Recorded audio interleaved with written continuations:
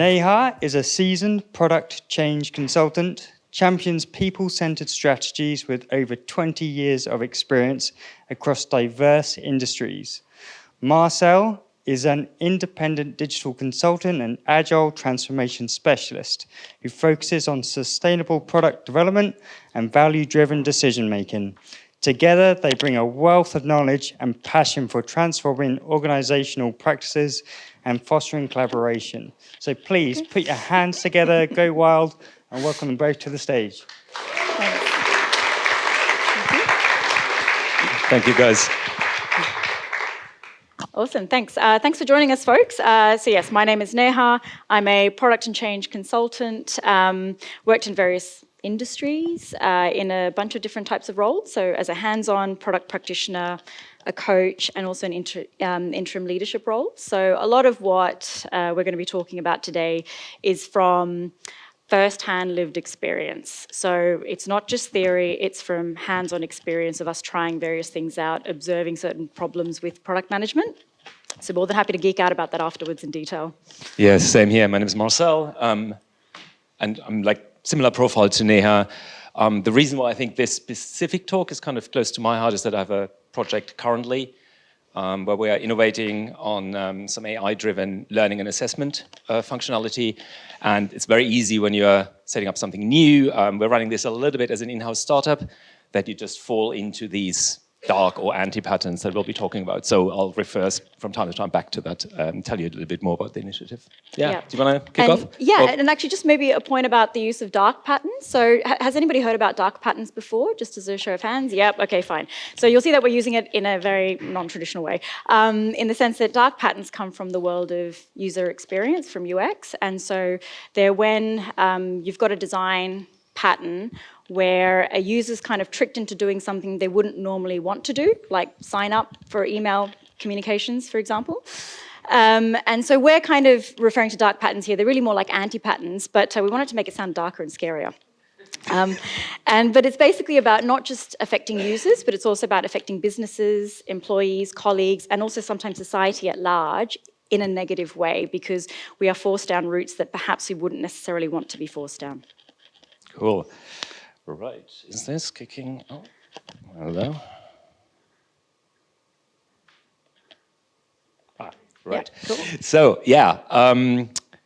so to Neha's point about the dark patterns, I want to kind of look at it a little bit quickly from the other side. So the opposite to dark patterns or anti-patterns are best practices. Mm-hmm.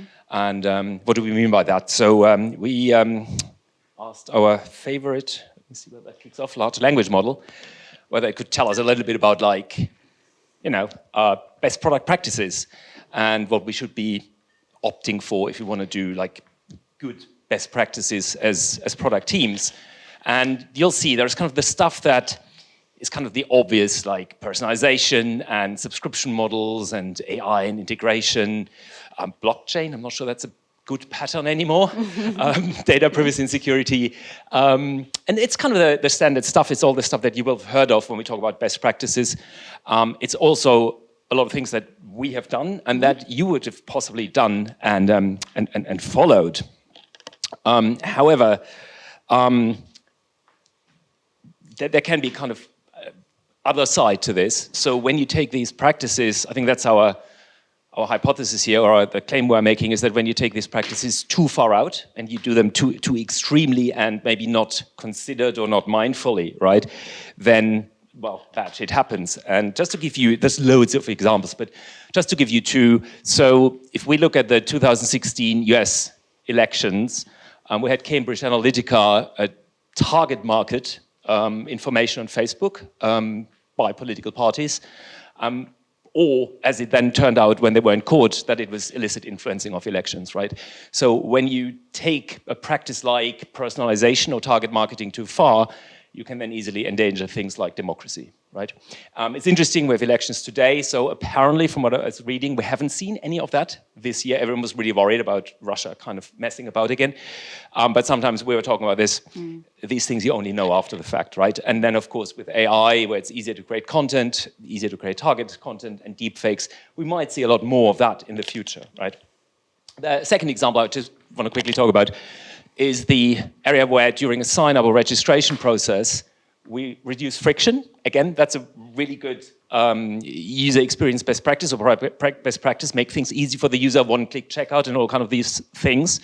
But then again, in 2003, Amazon had to pay quite a bit of money to consumers who sued them in the US, and the Federal Trade Commission ruled that they had, let me quote that for you, they had engaged in what they called manipulative, coercive, and deceptive user interface design, basically tricking users to subscribe to Prime where they actually didn't mean to subscribe to Prime. And then, of course, hiding the cancellation button somewhere deep down, right? So that has been corrected since, but again, that shows how a best practice can easily, quickly turn into something that's maybe not so best practice. Yeah, so we do need a better approach. Yes, let's follow product practices, but best practices, but let's do it intentionally, and let's not follow them like rituals without thinking about what's the underlying principle behind these practices, and what are those points where some of these practices can actually trip over a line, and it actually becomes quite problematic for our users and sometimes for us as well, because we can sometimes end up compromising on our ethics as well and our values. So we think that this is important because as product teams, we have a responsibility. We've got a responsibility to our customers to make sure that they leave using our products and services in a better state than when they first engaged with us. We definitely have a responsibility to ourselves and to our colleagues to be able to live in line with our values where we can. You know, and having like difficult conversations, you know, building trust and safety in teams, this is all very important. And we also have a responsibility to our employers. It's quite often that in leadership teams, folks can have blind spots because they're not as close to the details and as close to having some of these difficult conversations around design trade-offs. And so it's really important that we can highlight these things to leadership teams, because when things go wrong, and like let's say there's an article in the Daily Mail, we're not the ones who are actually fronted on the cover. We're not the ones being interviewed. You know, it's generally the senior leadership folks. So it's really important that we can make them aware of some of these things. And I think the thing that you feel quite passionately about is making sure that we're spending company money wisely as well, right? And we'll have an example later about that. So this is about technology choices that we as, well, product people, but also engineers make, and whether they're right ones. We'll talk a little bit more about that later. Yeah. And surprisingly, we do have more influence than we realize. So at a recent client of mine, like I sort of heard from folks, you know, it doesn't really feel like I can do anything because the group, the board, the CEO, they've all decided that we're going to franchise out our business into multiple markets. So we're going to muscle out lots of smaller businesses from the high street. That's well above my pay grade. I can't really do anything about that. And that's a fair point to make. Sure, we might not be able to influence a decision that big, but the point is that there are still things within our sphere of influence and control that we absolutely can do something about. So that could be things like, what technology choices are we making today or for the future? It could be having a conversation as a critical friend with someone who works in marketing, because you've looked at the marketing campaign and you've gone, this actually looks kind of tone deaf. Like, I'm sure we all remember that Pepsi ad with one of the Jenners. At a time when we had the Black Lives Matter movement, you know, it was trivializing protests, and that obviously didn't go down very well for anybody across the board. So we all notice these things. It's about having those conversations where we see there's an opportunity. Just a point on that, though, because it's really important to recognize that these sorts of conversations do require both courage and safety. So you're in charge of how courageous you want to be, but you are not in charge of how safe your work environment is. And we're going to talk a little bit later about safety, because it's really important that we don't put too much pressure on ourselves. We have to realize that sometimes it is going to be unsafe and we might need other tactics and approaches to have these conversations, but you're absolutely in charge of how courageous you want to be. So we'll talk a little bit more about that later. Great, so what we're going to do now is talk about some product best practices. We've chosen 4 because we've seen loads of examples of where these have sort of tripped over into the dark pattern side of things.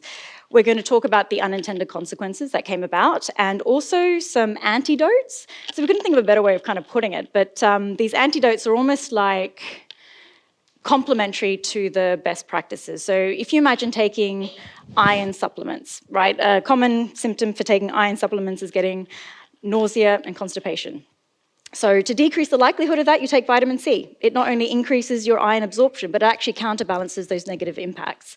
So these antidotes are meant to be very much like that. They make sure that these best practices are less likely to kind of become problematic. Cool. So the first one, as a pattern, we want to look at our best practices kind of innovation. And that's, of course, a very big one. But we innovate basically by devising and applying new technologies, business models, business processes, because they can open up opportunities, they create value, they kind of can help us with competition. So think about innovation for electric vehicles and what batteries have done to that market, right? But also think about what machine learning and AI have done to the medical industry. So you can generate a lot of value from innovation, but at the same time, if you kind of go a little bit too far out, then these things can become quite destructive in terms of resources. So actually, let me go on back. So what we just saw here, that in the background, that's rental bikes in China, where a lot of startups were set up, all putting rental bikes into the streets. And then for a number of reasons, there was consolidation. The government clamped down on it because the bikes were becoming a public nuisance.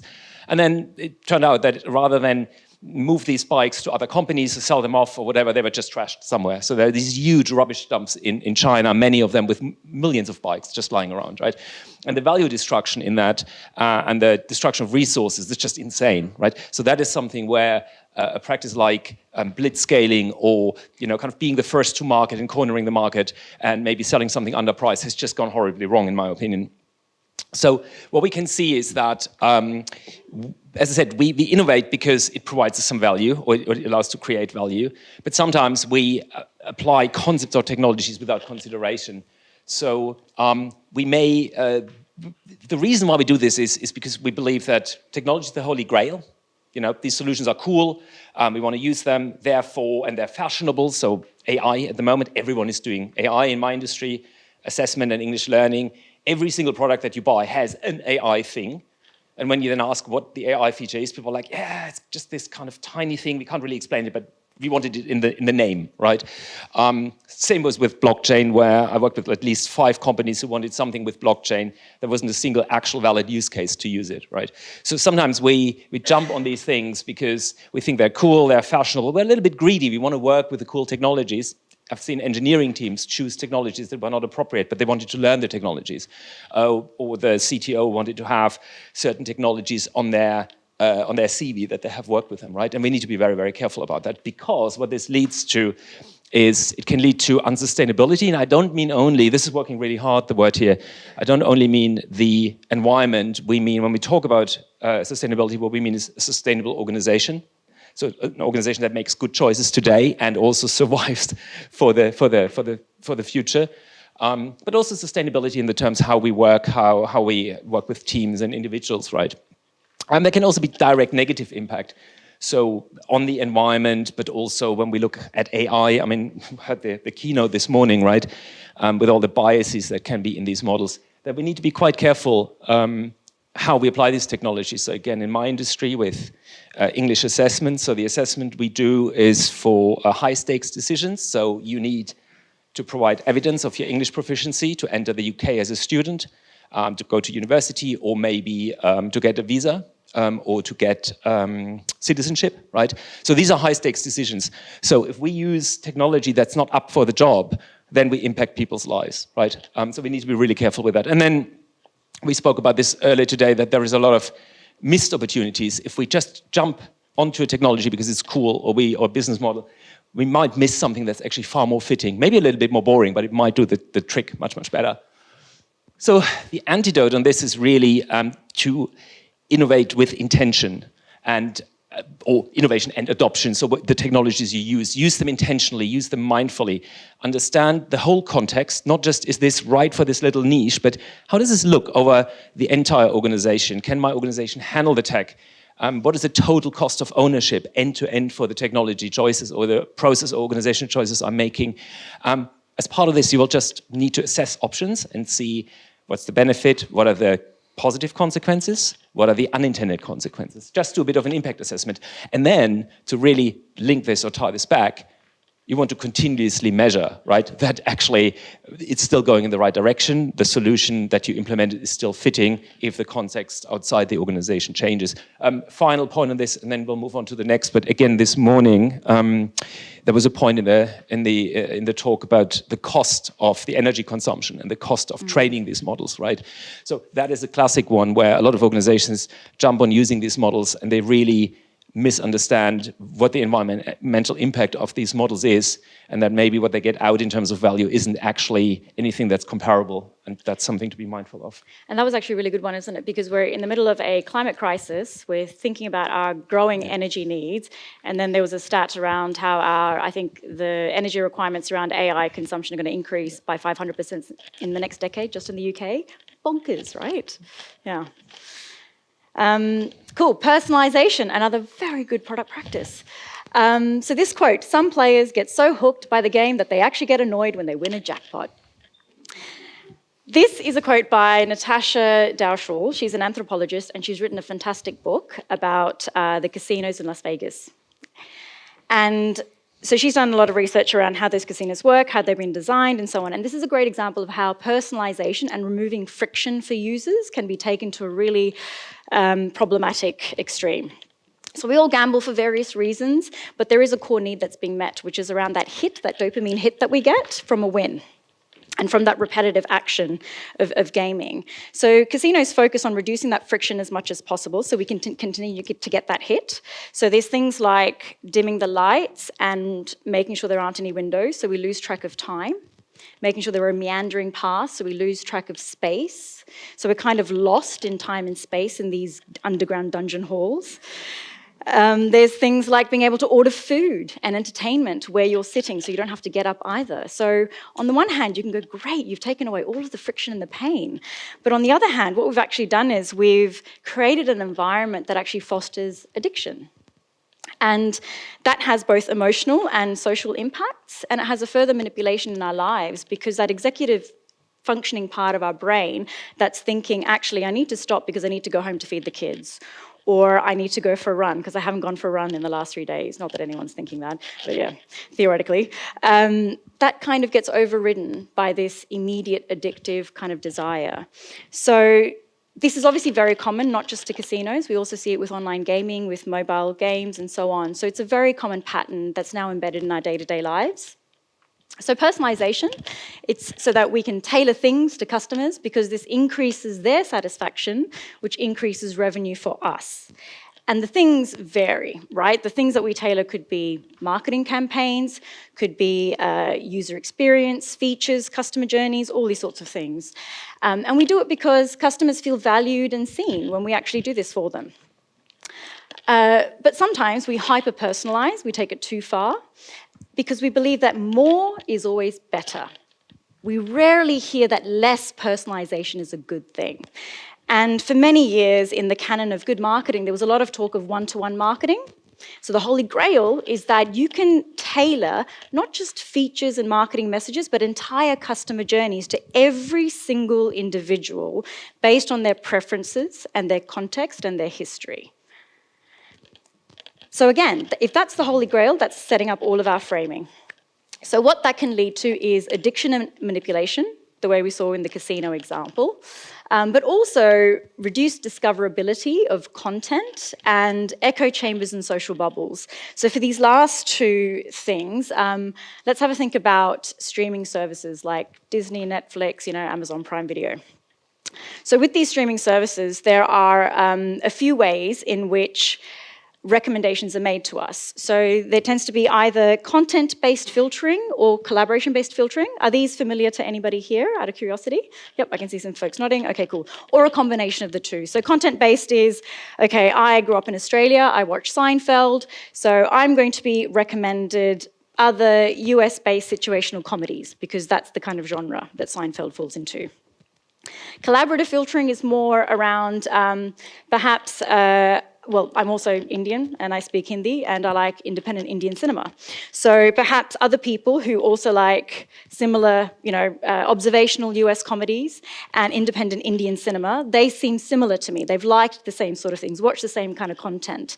So the additional movies that they like will be recommended to me, and the additional movies that I like will be recommended to them. So what that starts to do is starts to create these social bubbles where people who are like get stuck together and they get recommended things that are very similar. So it can become very difficult to break out of that because there's nothing that's random that's thrown in. Very few novel things enter from the outside. And we've certainly seen echo chambers to the example that you drew upon earlier on, like around Facebook. We know about those echo chambers that people enter into on social media. So these are really big problems, and it's not to say that this is just about not being able to discover fun and novel content, but it's also about entrenching social biases. So recently, I was recommended by a friend of a friend a Japanese comic. She's absolutely hilarious, and she's really crass-mouthed. And if I hadn't been recommended that, perhaps I would have continued with a bit of a bias in my head that Japanese women are very demure, they're very polite, and they don't swear all the time. So there's something about, breaking those stereotypes that we have in our minds, those biases that we have, which has to come with variety and diversification. So that's where we get to the antidotes. There's something about doing an ethical analysis, so actually thinking a bit broader as we're sort of building these features and doing design to kind of think about what are some broader implications, especially social and legal implications. Trying to avoid addictive patterns is a great start. Designing things like circuit breakers. So in gambling, this is mandated by law, but we can still employ these practices even though we may work in other industries, around doing things like designing in cooling periods. So by law in the UK, there are cooling periods where you can't necessarily advertise gambling services, or you have cooling periods where you can't keep topping up your account with funds, or you have to stop placing bets after you've been active for a certain period of time. So there's no reason why we can't proactively actually design in those circuit breaks into our own products and services. And then lastly, building for variety and inclusion. And there are some great examples of randomizers that have come about that help us kind of discover new and novel content. So I think Google used to have a feature like I'm feeling lucky or something like that. I can't remember what it was, and I think it would kind of throw you random search results. But definitely with like a number of the streaming services, music and video, there are similar kind of features coming in. So it's really good to kind of keep in mind. Right. So this, again, is kind of a little bit the big one right now. And like everyone, kind of, I do like a bit of automation when I work. Big data is definitely useful. I've worked with medical companies who were doing big data stuff that was very useful for medical advances. And then algorithms, you can feed in here AI or ML if you like, but algorithms generally can be very useful. Because they allow us to gain insights, to make decisions for us, to make classifications, to generate images, content, all sorts of things, right? But there is a bit of a problem. There's something that Cathy O'Neill, if you don't know of her, she's written a book called Weapons of Math Destruction. So these weapons of math destruction are basically algorithms that are badly designed or badly used. Highly recommended book. And she says that, I'll quote a little bit from her because it's really interesting. She says that when you target poor people who have already bad credit records and maybe live in high crime neighborhoods, then with algorithms, and then you'll feed these characteristics, of course, into the algorithms, right? Because that defines these people. If you do it badly. Then when you feed these things into other WMDs, so these weapons of math destruction algorithms, they then score the same people as high risk because they live in bad neighborhoods and they have bad credit record, but then also as easy targets for high interest loans or mortgages. They jack up the rates for mortgages, insurance policies. They target them with for-profit universities with really bad kind of certificates you get at the end. And this then, in many cases, drives their credit rating further down, especially when they default on some of those high payments, and then leads to what she calls the death spiral of modeling, And she concludes by saying, being poor in a world of weapons of math destruction is getting more and more dangerous and expensive, right? So she models the impact of badly used and designed algorithms on society, especially in things like banking, employment, insurance, medical as well to a degree, right? So, as I said, generating insights and automating actions allows us to be more efficient and effective than ever before, and that is great. But sometimes we overestimate how reliable or how expressive the outputs are and what we get out of them, right? So we underestimate sometimes the impact, especially with AI, where we can now suddenly assess huge data sets and can generate outputs at very, very high speed and impact huge number of people more than ever before. On social media, on the internet, but also any kind of loan applications. There was a case recently where a medical insurance just rejected, I think, I might get this wrong, but I think it was around 300,000 claims. And it was then found out that they had just an auto reject against all of these claims, right? So the impact, if that was human kind of assessors in the insurance company, that would have taken much longer. They would have also, because they were human, would have maybe not rejected everything, whereas an algorithm can easily do that, right? So we really need to be careful here, if we automate and use algorithms, that we don't underestimate the impact, but also then don't automate humanity away. There's many cases, Cathy O'Neill has some in her book, where these algorithms made the wrong decisions just based on data that was fed into them, where they're mixing up people and someone is not getting their job and they're like, oh, because you have a prior offense in some other states in the US, and they're like, oh, but that's actually not me. But the algorithm didn't know that, right? So if you have a human in the loop, you can in many cases challenge these decisions. But if you fully automate, then it just doesn't work. I mean, all of us have been on the receiving end of a customer support chatbot, right? And try arguing your case with that thing. It's just not going to work. So that's why actually these days GDPR and the EU AI Act and other acts that will come out soon that define algorithmic decision-making will have an obligation in there for human involvement in a lot of automated decision-making, right? Just to make sure that we're not automating humanity away. And we do this because we're blindsided by the promise and insight of optimization and the data, but also because we use bad data, as we heard this morning, right? We frequently oversimplify our algorithms, where we are not representing complexity and the messiness of human interaction and human being, or the world in general, right? And we're just using super simplistic regressions or something to represent something that can actually not be represented that simplistically. And then, as I said, we over-automate. And I think this is clear now what it leads to. It leads to all sorts of discrimination, dehumanization, and the race to the bottom in terms of just like oversimplifying things and pressing everything down and making it as cost efficient as possible. And that leads to very bad outcomes for society. Now, the solutions to this is, again, building ethics in right from day one. We'll see in a couple of slides an example from my current project how we did that. But it's like compliance by design, anything by design these days, right? Or anything continuously. And that's the same thing here. Also choose your data carefully, right? Really look at what data you use, whether there are biased data sets. And there's so many examples out there. I don't even have to mention any. I'm pretty sure you've heard of them. Be transparent. There is, again, an obligation, a legal regulatory obligation to provide for many, many cases, not for all algorithms, but for many of them, explainability, meaning if there is an input or a number of inputs and they lead to an output or a decision, you have to explain by law to the person being on the receiving end of that decision how you arrived at that decision. So some of you are applying with me for an insurance loan. I'm rejecting you for an insurance policy or a bank loan. You have the right to ask me to explain why I rejected that application. Right? Especially when you're using automated decision-making. And there's all sorts of complexities in that, but that is a legal requirement. And then following from that follows that you have to cater for human intervention, where someone can complain, can ask for that explanation, can have data corrected about them, right? Good. All right, I think this is our last product best practice. So I really like this quote. The purpose of a business is to create a customer who creates customers. So the cost of getting customers can sometimes be the most expensive activity that a company embarks on.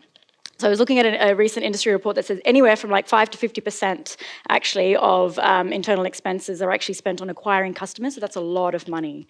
So you have no customers, you have no business, right? So if you can acquire customers who actually acquire customers, that's amazing. That really helps us with longer term business viability and sustainability. So that's absolutely fantastic. It's also factually incorrect, out of curiosity. So in most countries, like the UK, for example, we have something called shareholder primacy, which is that our prime objective as a company is to actually create shareholder value. It's not to have happy customers, not to have employee well-being. These are all very nice, and these might be guardrails, but they're not the point of the company. The company exists to create shareholder wealth. And so it's just worth calling that out. I mean, I think that, to be fair, is probably a whole other talk, but we're always batting up against capitalism. We have to acknowledge that, and there's always money that we're always bumping up against. Fine. You should actually maybe say that in countries like the US, I don't know about here, that is again a legal obligation to the board of directors to maximize profit, whatever that means, and whoever gets the profit, but you can basically sue your board of directors if you think they're not working in that interest, which is makes that even worse, right? Exactly. But like, I mean, let's even start there, right? So we're trying to increase shareholder value, fine. The way we do that is to make sure we have a sustainable business. The way to have a sustainable business is to make sure we have customers, and we're acquiring those customers in a sustainable way like this. So that's where loyalty comes in. So loyalty contributes to longer-term business viability, but we sometimes lock our customers in, and we sometimes coerce them to consume more than they actually need to.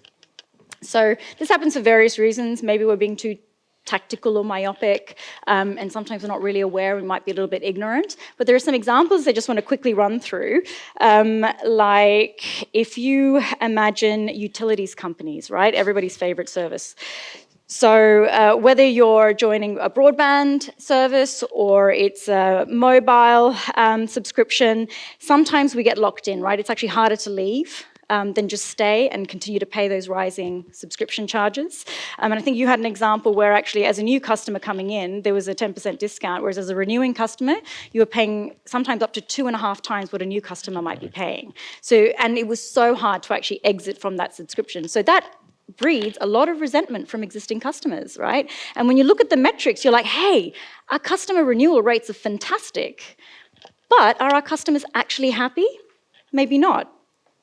Similarly, we've got examples of subscription services that really don't need to be subscription services. Like went down a bit of a rabbit hole, and like there's one subscription service where you can get new socks every 2 months. Or lingerie, I read. Like, there was a lingerie one too. How much lingerie can you wear? I mean, well, to be fair, you know, let's not judge. But I mean, how often are you going to get through socks, right? Especially acrylic socks that are probably going to last forever. So that's a really unsustainable business model. And again, like, you know, what we want to do is, to Marcel's earlier point, we want to think about sustainability not just in terms of environment and money, but much broader as well in terms of social impacts. And that obviously starts to have sort of ripple effects. So the ways in which we can combat these are through some antidotes, such as having health metrics. So if we say that we're optimizing for customer acquisition or growth of customers or retaining customers, let's look at customer satisfaction as a health metric. So it's like a secondary metric to make sure that that's not dropping as we're retaining our customers. That's a really common one. Looking at things like acquisition costs. So we might be acquiring customers, but it might be getting more and more expensive. So that might be a signal that we're not creating customers who are creating customers. So they're not referring and giving recommendations. And what's happening instead is we're just throwing more and more money. And actually, we've got a bigger problem with our proposition or our business that's not keeping our customers there and not keeping them happy. So health metrics are super powerful, and there's loads more that you could use. And look out for dark patterns. Look out for those dark UX patterns like that nefarious sign-up process for Amazon's subscription service. Right. So what now? We've spoken about some examples, some antidotes. So how do we actually get this into our daily practice? So, I mean, at a high level, it's not rocket science. It's like build awareness, have the conversation, and define and apply an approach. So in building the awareness, if you're not aware, of course, you're not going to be able to move forward. So start to actually build that mental muscle of having the conversations and talking about these awkward things. And I know, especially in British society, so I come from Australia, we talk about anything and everything. There's no such thing as taboo topics, right? So we talk about very awkward things. It was a learning experience coming to London. that there are some things that I can't speak about directly, and I might need to sort of speak around topics to kind of create the space to discuss these things. But it's about finding your people where you can actually have those open conversations. It doesn't have to be with everybody as a starting point, right? Start small. Check our biases. So a lot of us work in teams where we have engineers who love building stuff. Sometimes we shouldn't be building anything. Sometimes we should be buying or borrowing, or maybe it's a process change. So really check our personal biases that are driving us down a particular solution or approach, and really be self-aware about the mental gymnastics that we all do.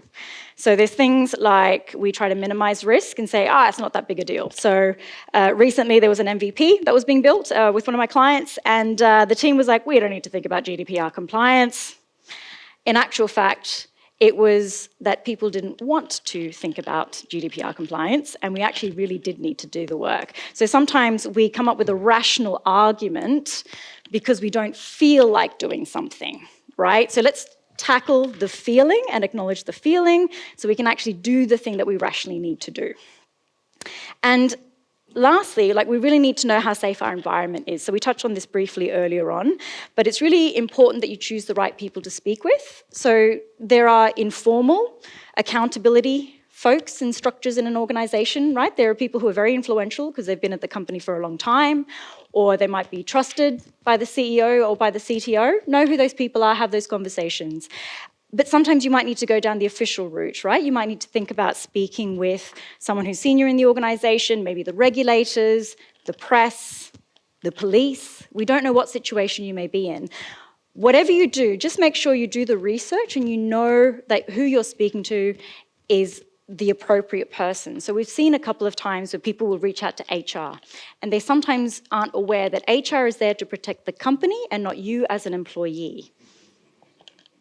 So choose very carefully and do your research to make sure that actually you're not compromising yourself as part of actually showing courage, And lastly, define and apply an approach. So I think we've got a worked example of this one, haven't we? We do actually, yeah. So I guess the top level view is make sure you observe these ideas end to end across the full life cycle. And of course, as everything with approach is about culture, process, people, tooling, so all these aspects, right? Just to give you a quick example. So British Council, my current client, working with a team of theirs, building this AI-driven learning and assessment product. And they have been building learning and assessment products for over 30 years. And they're really, really strong on ethics, diversity, inclusivity, non-discrimination, and they have an ethics policy this is part of it, and that then gets much, much more detailed.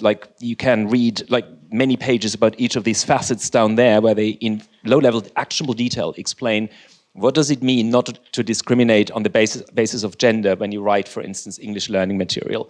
So, classic example we saw in the 50s and 60s. If you had a conversation between Neha and I in a English learning textbook, then Neha would be asking the question, I would be explaining the answer, right? Classic mansplaining thing. That was just the setup back at the time, right? This is something where we're don't do that, right? Be a bit more kind of equal in conversations and don't have this difference of status reflected in your learning materials. But then it goes further out where, depending on country, you need to be very mindful. We work in Saudi Arabia, where you need to be mindful of how you mix men and women on visual materials, for instance. Now, you can feel differently about that, whether this is right or wrong, what's being asked. But again, it's a consideration you need to do, and you need to be aware of it, and then you can act that. So point being is, some organizations have these really good guidelines that teams can then, they're not only at the level of do no evil, but they go really, really far down that the team in their day-to-day work can actually action them. So we've got these guidelines, but then we also implemented an AI policy more recently. My team has their own AI charter because the policy didn't exist. So my team was just let's build one ourselves and then make sure that is in line when the formal AI policy comes out. We've involved risk, compliance, inclusion, and diversity departments from day one, taken them on the journey. We have regular checkpoints with them. We have legal counsel. It's a law firm. We can just either ad hoc grab, or we do regular reviews with them, so they're aware of how our product roadmap looks like. And they've already flagged, for instance, that we'll soon be storing audio that is PII data. So what are we doing about that? Retention times, and what are we allowed to do with the audio data? And they've advised on that. So just build these things into your process. And again, this is not a thing you do once and then it's done. It's something that evolves over time. And there are really good examples out there. So this is one, but other industries have their own kind of ways of implementing these policies and frameworks. Yep, cool. So mandatory word cloud with all the things that we spoke about, right? It's kind of hard to think about how we actually wrap up this talk, but essentially I think the message to kind of take away from our perspective is that yes, there are some key things to think about, like you're in charge of how much courage you can show, but you need to think about your safety. There are some very specific tactical things that you can do as practices and antidotes here. But a lot of it is about finding the right people and finding community, you know, because sometimes you can feel like you're going crazy. Are you the only one who's seeing this thing? So I think it's really about finding your own people and starting to have that conversation. You know, it starts to feel a bit more real. And then, yeah, do the holistic contextual analysis and the continuous impacting and all of that kind of great stuff. I think also working, if you can afford it, not everyone can, but working with the right teams and the right clients. I've definitely worked in the past with organizations and clients where I'm looking back now and like, that was a bit dodgy. And if you are in a lucky position, like fortunately we are as contractors, you can quite frequently choose who you work with. But that's not, of course, possible for everyone, so we appreciate that as well, right? Yeah. Cool. So if that was interesting, really lucky to have another talk tomorrow, which is about similar topics. If that's interesting to you, you might want to check that out. It's about algorithms and AI and why explainability, which I spoke about. So explaining why decisions are made based on algorithms and why specific outcomes were achieved. I'm going more into detail how to do that, especially if you work in AI. And to be fair, it's more interesting than the title sounds. Thank you. Just saying, like it's, yeah. Okay, yeah. full cards on the table. This was GPT writing that bloody title, and I hate the title. There we go, yeah. Hands up. If you have interest in this talk or more specifically kind of ethics and product management, got a website here. The deck is there. There is an earlier version of this talk with slightly different take on it. It's shittier. This one's better. And additional materials and thoughts and some references. So if you're interested in that, check that out. And please, do give us feedback. Just like everybody else at the conference who's been asking for feedback, we would love to get some direct feedback. You know, tell us what worked, what didn't work, whether something resonated. We look forward to kind of reading that stuff. I don't know, do we actually have time for questions, Paul? We do. Excellent. Okay, cool. Yeah, thank you guys for taking the time, by the way, thank you so much. Listening to us. Really appreciate it.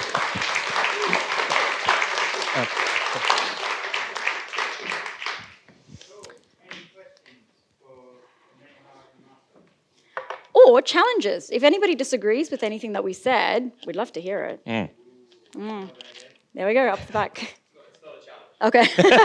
Damn it. You kind of mentioned it in terms of how nowadays you feel like you can sort of selectively choose which clients you work with as consultants. But I'm just curious, given that the fundamental purpose of this is to create shareholder value, have you in the past had to deal with, especially executive stakeholders who don't agree with, you know, building X design because they're worried about it? How would you deal with it? Yeah, a number of times. There are a number of examples that kind of come to mind. So where the message has landed, and it's landed like a handful of times, it's been because I've been able to show the link between good, responsible design and a thing that they actually cared about. So sometimes people are in a risk-averse state of mind, you know, and it's the fear of reputational damage. So I've worked in government for many years, and there is a thing called the Daily Mail test. Are you working on something, making a decision that's going to end up on the front page of the Daily Mail? So that is actually a very effective motivator or anti-motivator, however you want to frame it, you know. There's also been, like, even on the concept of, like, you were talking about blockchain, for example, and everybody's doing blockchain, right? So it was, you know, in vogue, like, a couple of years ago. So I was working with a startup, and actually having the conversation with the founders was quite eye-opening because we started to understand that part of the reason for blockchain, they didn't actually really care if there was a valid use case or not. It was about getting funding, and that was a mechanism to get funding and earn trust, so that would then open up, we would have a runway, that would then enable us to pivot and do the various things that we wanted to do. So I think it's also about, sometimes we might also not have the full picture, we might be wrong about our original thesis. And so it's about having the conversations to actually understand the full context. I mean, those are two sort of quite distinct examples. Yeah, I can just add to the blockchain one. So I was working with a client who's doing basically reforestation for carbon sequestration, and they were so the business was Earth observation. So they were flying drones over forests and then measuring, taking video of the forests, and then having an AI model that would measure the carbon in the trees based on tree size and tree shape. And they were all about blockchain, and then we focused them on what their actual business purpose was, and it wasn't. They never wanted kind of tokens to be traded for carbon trading. They were actually quite against that entire idea, but they felt that this immutable record on the blockchain would be really good for them. But then when we had technical discussion with them and really looked into the use case, actually a normal box standard database just satisfied if we had that audited and secured by a law firm. That did the trick just as well. So sometimes people just jump on the technologies, as Neha said, because they're cool. And when you then really dig in and explain what do you actually want to do with this, and is this really the right solution, then in some cases you can talk clients out of this. But I also had a client recently who was working on NFT last year or so on an NFT portal, and that project turned quite questionable because they wanted to kind of create scarcity in the market to basically create wealth mostly for themselves. And kind of, it wasn't a Ponzi scheme, but it felt like one. And there was just nothing you could do. And that is then, in my case, that's we're quite lucky. After discovery, I was like, I'm out of this. I don't want to work on this, right? But not everyone has this opportunity always, right? No, totally. And actually, I've just remembered, there's a gentleman by the name of Jared Spool. I don't know if you've heard of him, but he's a design kind of thought leader practitioner. He produces amazing stuff. So he's actually done a couple of reports on like quantifying the value of good UX. So he's actually quantified it, and I think there might have been like a Forrester report or something like that, where actually there's, that's kind of been put together as a business case. Now, numbers don't necessarily resonate with a lot of people, right? Because it's more about feeling. So it kind of also depends whether the numbers story is the thing to take to the conversation. But yeah, does that kind of answer your question? Yes, so this type of yeah. TLDR, there you go. Yeah. No worries. Thank you.